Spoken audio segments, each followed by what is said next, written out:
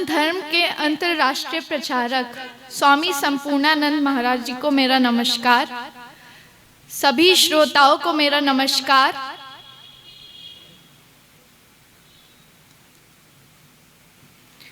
नारी प्रीत में पद्मनी बनी, गृहस्थी में बनी जानकी, घड़ा बनकर शीश काटा जब बात आई सम्मान की।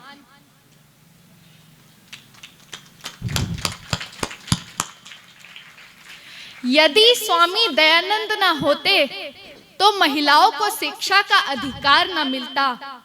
यदि स्वामी दयानंद न होते तो आज वेदों के मंत्र महिलाएं ना सुन पाती।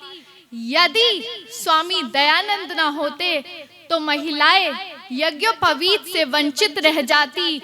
और यदि महर्षि दयानंद न होते तो एक आदिवासी महिला देश की प्रथम नागरिक न बन पाती।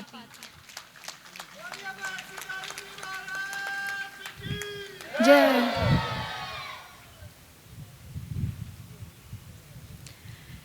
आज मैं इस मंच पर कोई प्रवचन देने नहीं आई हूं। ये महर्षि दयानंद का मंच है। मैं यहाँ पर क्या ही उपदेश कर सकती हूँ, पर आज मुझे ये अवसर प्राप्त हुआ है कि मैं यहाँ पर अपनी बात रख पा रही हूँ। और मेरी ही तरह अनेकों लड़कियां वेद पढ़ पा रही हैं, सुन पा रही हैं, बोल पा रही हैं। तो ये महर्षि दयानंद का ही प्रताप है। महर्षि दयानंद का कहना था, मातृमान, पितृमान, आचार्यमान। पुरुषों वेद के अनुसार भारत विश्व विधाता महर्षि दयानंद का कहना था कि माता हमारी प्रथम गुरु हैं। महर्षि दयानंद ने हमेशा कहा था, वो वैदिक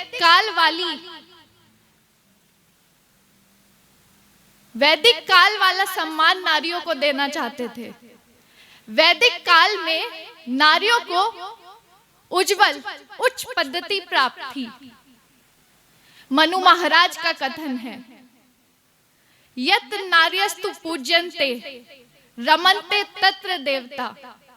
अर्थात जहां नारियों की पूजा की जाती है वहां देवता निवास करते हैं, और जहां उनकी पूजा नहीं की जाती वहां सभी क्रियाएं निष्फल हो जाती हैं।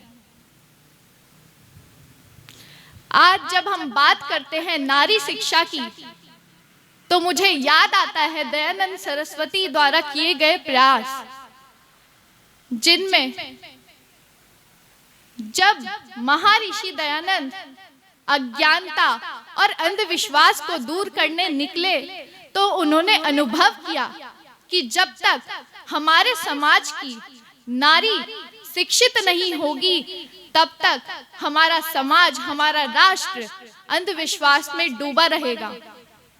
तो इसलिए नारी के लिए तो बहुत बहुत ज्यादा जरूरी है शिक्षित होना, अपने पांव पर खड़ा होना।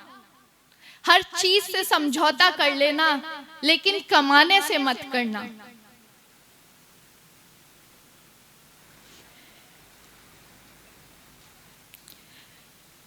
हमें लगता है कि आजकल नारियों को सबसे ज्यादा निर्भर होना पड़ता है, क्योंकि प्रकृति का कुछ खेल ही ऐसा है। पति दूसरे शहर में नौकरी करता है, नौकरी छोड़ दो। छोड़नी तो लड़की को ही पड़ती है, पति थोड़ी नौकरी छोड़ता है। हो गई बेरोजगार। कम कमाओ, पर इतना तो कमाओ जो टुकड़ा खा रही हो वो तुम्हारा है। इतनी शिक्षित तो हो जाओ कि अगर शादी करके दूसरे के घर ही जाना है, जब उसके घर जाओ तो जाकर कभी अगर कोई समस्या आ जाए तो इतना रहे कि खुद कमा के खुद खा सको।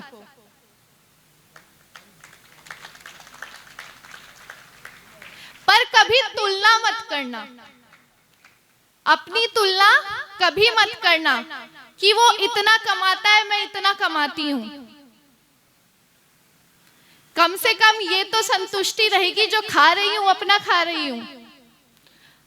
घर का काम भी करो, और मैं तो भाइयों से भी कहती हूं कि वे भी घर का काम करें। अब बात आती है नारी उत्थान की। महर्षि दयानंद ने बहुत प्रयास किया नारी उत्थान का, पर आज मुझे बहुत दुख होता है। विकास के साथ साथ हमारे देश की लड़कियां भटक रही हैं। आज की जो राजनीतिक चतुराई है, जिसने ध्येय प्रदर्शन को उद्योगों का दर्जा दे डाला है,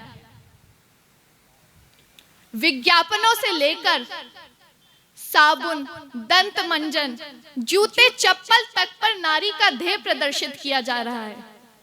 यहां तक कि शराब, सिगरेट की बोतल तक पर नारी का ध्येय प्रदर्शित कर दिया जा रहा है। इन उद्योगों को बढ़ावा मिलने के कारण बैठेंगे, कोई ना उठेगा भी। कम उम्र की लड़कियां, खासकर कॉलेज में पढ़ने वाली छात्राएं, अपनी योग्यता, बौद्धिक क्षमता को बढ़ाने की बजाय ध्येय प्रदर्शन के नए नए तरीके खोज रही हैं। उन्हें यह समझना बहुत जरूरी है कि मात्र ध्येय प्रदर्शन ही विकास का जरिया नहीं है, क्योंकि उन्हें लगता है ध्येय प्रदर्शन से अधिक रुपया कमाया जा सकता है। इसके लिए स्त्री वर्ग को ही आगे बढ़ना पड़ेगा। उन्हें समझाना होगा कि विकास के लिए और भी बहुत अच्छी अच्छी चीजें हैं। आज हमारी बेटियां अंतरिक्ष यान चला रही हैं, फाइटर प्लेन्स चला रही हैं। तो मैं 2-4 पंक्तियां और कहना चाहूंगी। महर्षि दयानंद न होते तो वेदों के भेद कहां खुलते, पुराणों की प्रतिथोती कहां होती, गप्पों के बोल घड़ाघड़ कहां खुलते,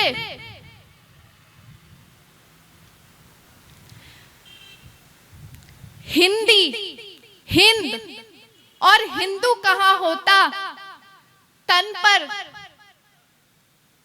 फटी लंगोटी ना होती, राम कृष्ण के वंशजों के पास गौ की बोटी तो होती, पर चोटी ना होती। धन्यवाद।